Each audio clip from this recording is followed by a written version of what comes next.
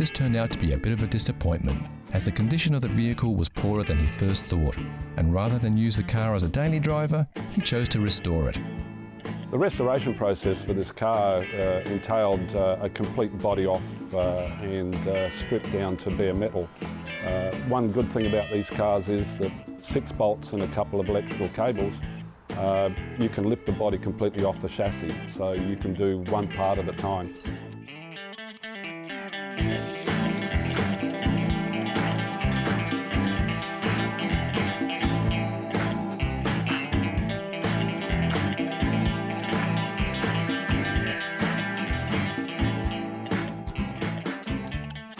Robert's car had the chassis completely stripped back and powder coated. All new suspension components were fitted, and whatever needed to be replaced on the car was replaced. As they had 3 cars in the workshop at once, and as this vehicle was to be Robert's daily driver, he chose to use the best parts from the 3. And considering this Datsun Roadster has been on the road for 15 years since its restoration, it's a credit to the work done to see it still looking so good. The Datsun 2000 Sports has a 5-speed gearbox, a 2-litre 150 horsepower engine, and will happily cruise all day at 100 miles an hour. Reliability was also a selling point. Originally designed to compete in the American Sports Car Championship in a 12-hour Sebring race in Florida, the 2000 Sports was built to endure long-form racing conditions. This racing pedigree has withstood the test of time, and these little Datsun Roadsters are famous for their up and go, while other roadsters of the same era are often breaking down.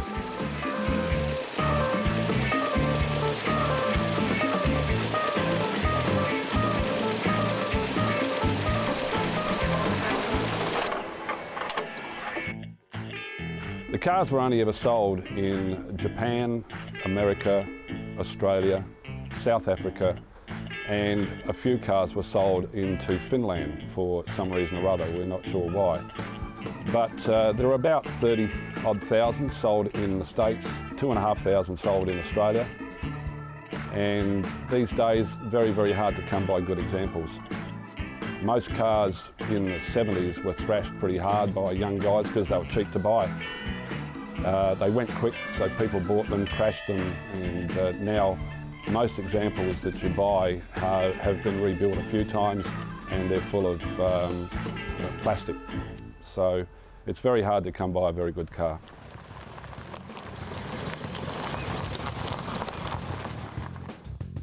Like most roadsters, the roof is really, really great for keeping the sun off your head, but not much good at keeping out the rain.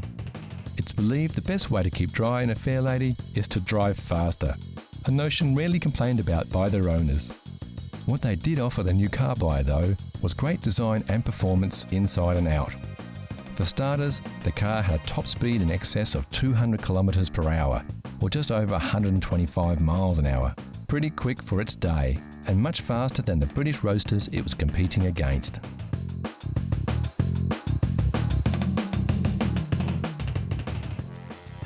This was most likely due to 2 factors. The buying public was still infatuated with British roadsters from MG, Austin Healey and Triumph, and pricing was competitive. Also, the Japanese car maker had yet to cement its reputation as a quality car builder, and it needed time to develop and prove its product would last through the years.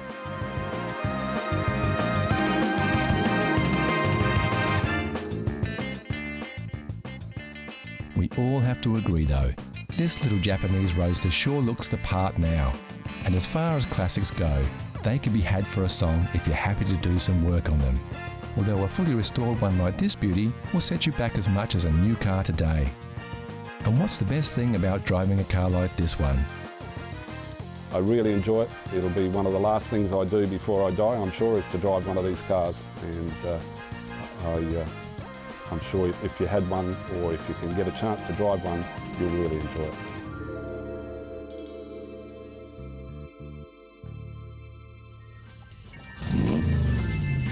Here's a challenge for all you classic car fans. Know Your Chrome gives you a peek at some close-ups of classic chrome. Look at the shapes. Do you recognise the lines? Can you tell which car sports this shiny styling? It's too early for clues, but we can tell you it's a car, it's a classic, and it's very, very cool. Look closely and we'll give you more hints later in the show. Next on CC, the Classic Car Show. A barn find that's made it back on the road. A Porsche great of tomorrow and a groundbreaking US classic.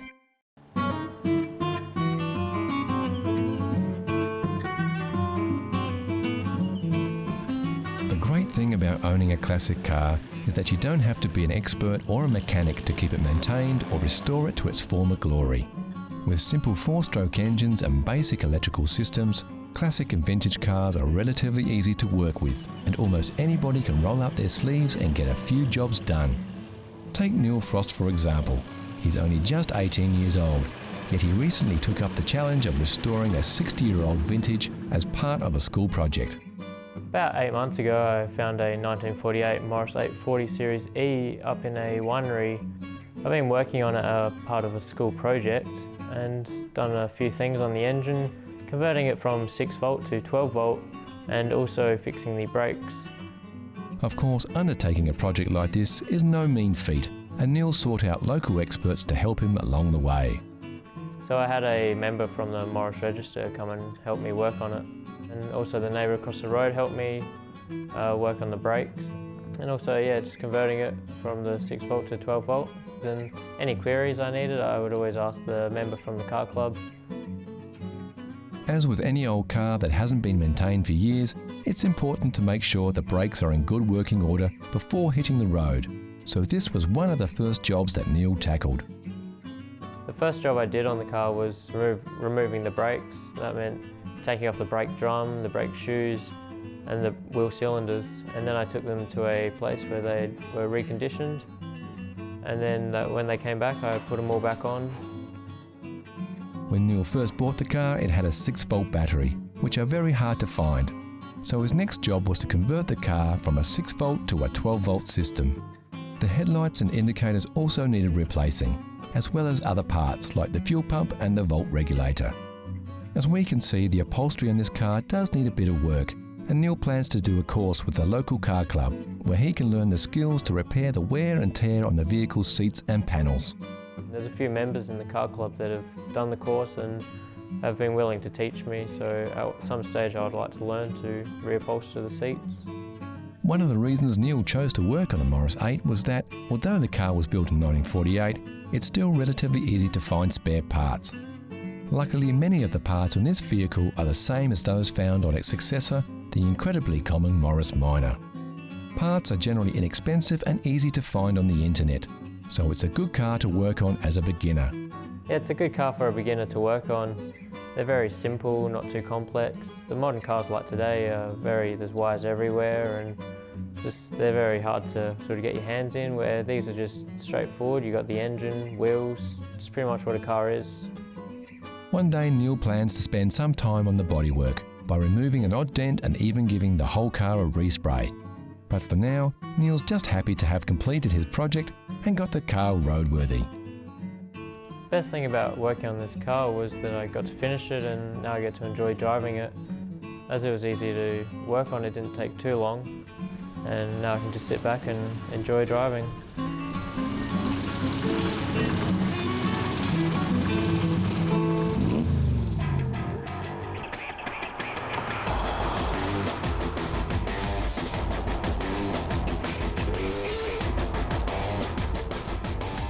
What you are looking at here is a classic of tomorrow. This is the Porsche Panamera. When Porsche announced this vehicle in 2009, there was a wave of controversy around its design. Critics were less than impressed with its unusual lines. Opinion, it seems, is cheap. Sales of the sleek four-door sports coupe with a hatch have surpassed everybody's expectations and have ensured that this unique vehicle goes down as a future classic.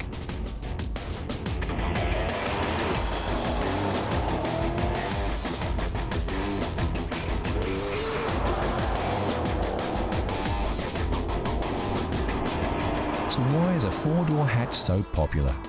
Well, it's a Porsche for a start, and when it comes to aspirational purchases, Porsches are often at the top of the list. Then of course there is the sell factor.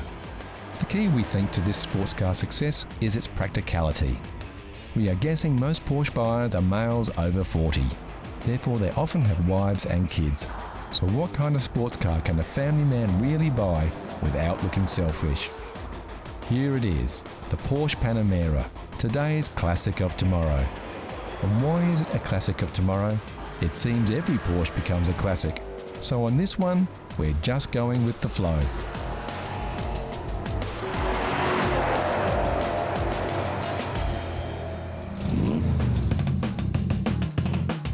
What you are looking at here is a Lamborghini Miura, one of only 300 or so left in the world.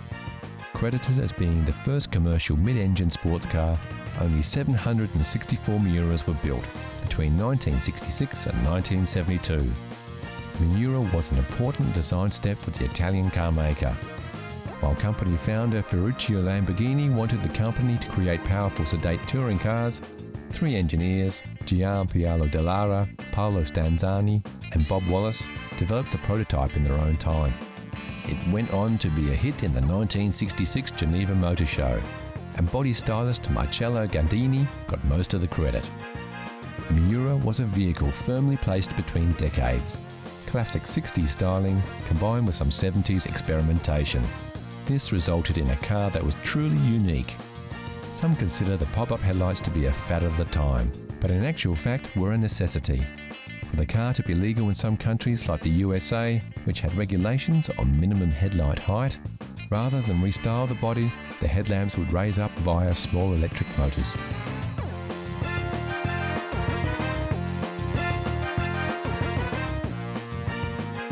The Miura was the epitome of 60s chic, and everybody who was anybody wanted to be seen in one of these exclusive cars. Frank Sinatra drove a Miura in the late 60s, as did UK model Twiggy. In fact, this car we are looking at now is said to be her car, which was custom ordered from Lamborghini in 1970.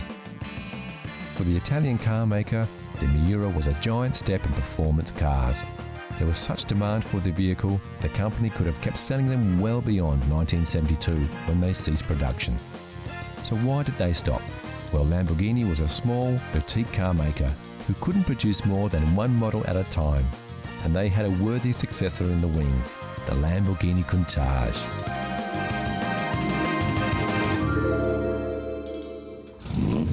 So how well did you go with your first peek? How well did you know your chrome? Here's a quick update. Did you guess it right away, or are you still pondering? Take a look at these shots. We're showing you a little more of the car here, so you should be able to pick it. The answer is coming soon.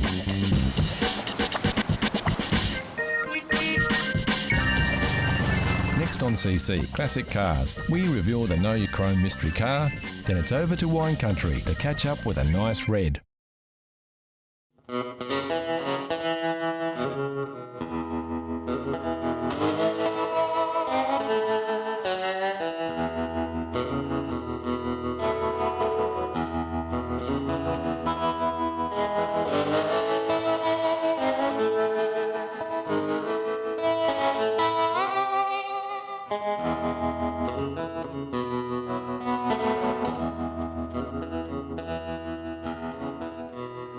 Some cars seem to be locked into a time, even though they span several decades. When most people look at the lines and designs of this classic American sports car that seems to ooze more muscle than hustle, they think 1980s.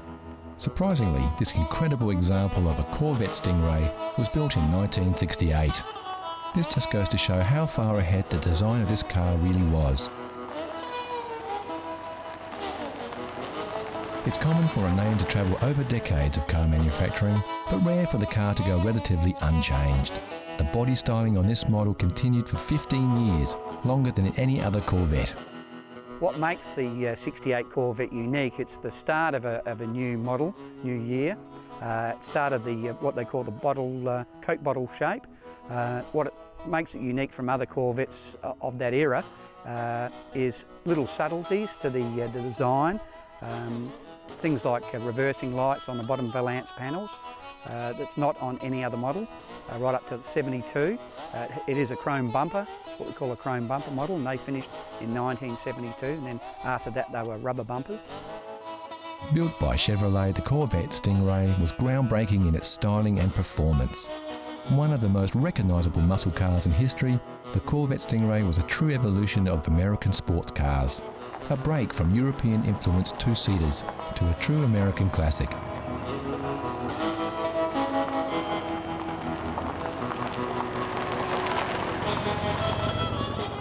So how does this car differ to many others of its time? First of all, for a car built in the USA, the Corvette from day one had a unique body construction. Those styled fenders, low lip and smooth lines are crafted from fiberglass, even as they were in the 1950s model. Many people don't realise that the Corvette Stingray has always been a fiberglass-bodied car, hence its stunning power to weight ratio. Part of the reason the stylists of the Corvette were so far ahead of their time was that they were not constrained by the steel construction limitations of their peers. The organic lines and free curves are pure imagination.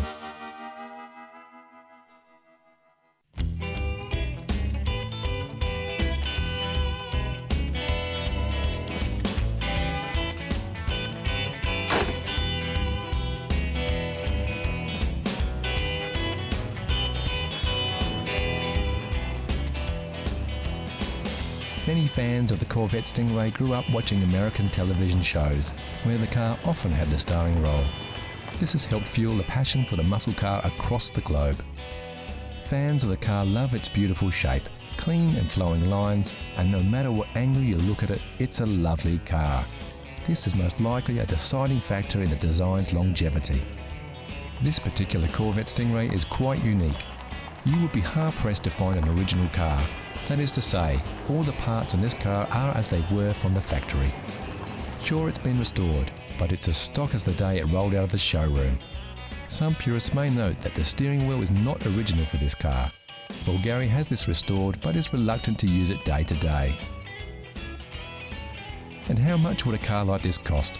Well, when they rolled off the factory floor in 1968, the manufacturer's retail price was around $6,000, which equates to about $36,000 now, or about £22,000. The early Corvettes have appreciated due to their popularity, and this example would fetch about $80,000. There are some very rare Corvettes that have sold for more than $800,000, but these are few and far between. The power plant under the hood is also a little unique. It features a Holley Triple 2-barrel carburettor, or tri-power carburettor on a big block engine. The motor in the 68 Stingray came in several different varieties of 427, a small block and a big block. It also came in different horsepowers. Not only is this a big block, but also the 400 horsepower model.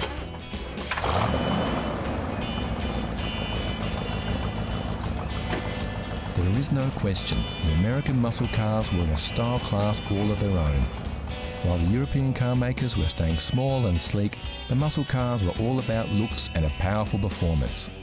And when you put that much power in a relatively light vehicle, something has to give. What's the car like to drive? I mean, it's very basic. It is a 1968, so the technology's not there like a new car. But it's like sitting, once you're in there, it's like sitting in a cockpit of an aeroplane. You're very low down, and the bonnet is very, very long. So it takes a bit of getting used to see over the front. In a straight line, it's magnificent. Out in the open road with the top down, it's a lovely free feeling. It's not that terrific when you come to cornering. It's not a good cornering car. The back end tends to want to sway out a bit if you give it a bit of gas. But out on the open road, as long as you're going straight, it's a beautiful car to drive. It's not every day you see a car over 40 years old rolling out of a winery and feel the twinge in your neck as your head turns just a little too far. It's cars like the Corvette Stingray that help keep the passion for classic cars alive.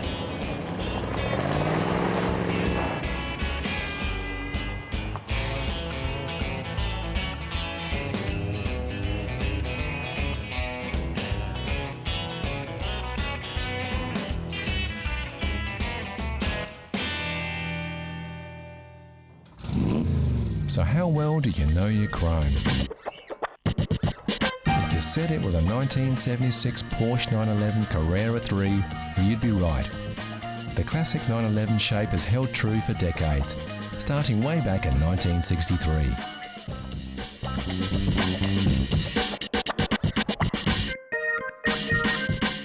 Some of you will be wondering just how you were supposed to pick the exact model. Well, it's the bumpers on this beast that are the dead giveaway.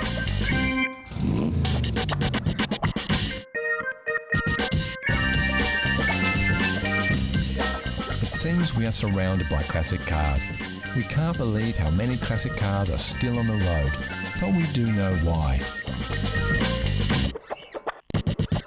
Classic cars hold special places in the hearts of so many. Memories of visits to the beach as a child, buying your first car, or getting into the seat next to Grandad as he warmed up the engine of his old clunker. Few mechanical things can evoke so many emotions and memories and give lovers of old metal a chance to relive the past, a past preserved in CC, classic cars.